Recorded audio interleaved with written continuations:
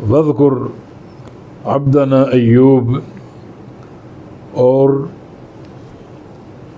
یاد کیجیے ہمارے بندے ایوب علیہ السلام کو. وذکر، اور یاد کیجیے ہمارے بندے ایوب علیہ السلام کو. ہم یہ عبد پر بار بار عرض کرتے ہیں کہ اللہ تعالیٰ کی طرف سے بہت بڑا اعزاز ہے یہ کہ اللہ تعالیٰ کسی بندے کو اپنا عبد مان لے اور اس کا اظہار کر دے. تو اللہ نے اعتراف کیا کہ ایوب ہمارا بندہ ہے. یہ اعتراف بہت بڑی نعمت ہے، کیونکہ ہم یہ بار بار ذکر کر چکے کہ اللہ تعالیٰ کا اپنے بندے کے ساتھ جو رشتہ ہے وہ صرف عبودیت کا ہے. باقی سارے تعلقات اس عبودیت کے تحت ہیں. اگر مغفرت کا، رحمت کا تعلق ہے تو وہ بھی عبودیت کے بعد ہے کہ جو بندہ اپنے آپ کو اللہ تعالیٰ کا عبد مان لے اور ثابت کر دے اور خالص مانے. کیونکہ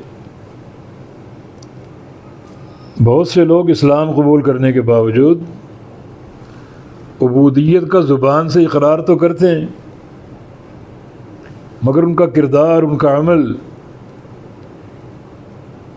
اس اقرار کے منافی ہوتا ہے.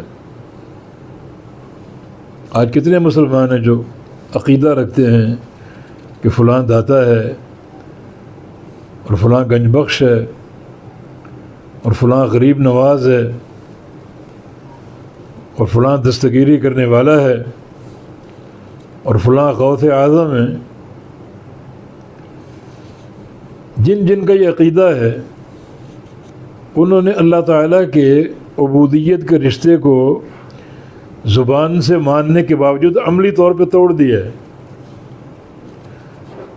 کوئی تعلق باقی نہیں بچا.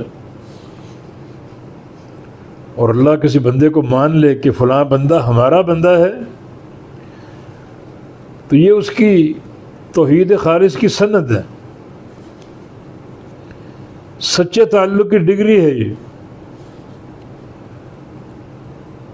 بلکہ پیچھے داؤد علیہ السلام کے بارے میں یا سلیمان علیہ السلام کے نعم العبد، وہ ہمارا صرف بندہ ہی نہیں بلکہ بہترین بندہ تھا یا بہترین بندہ ہے.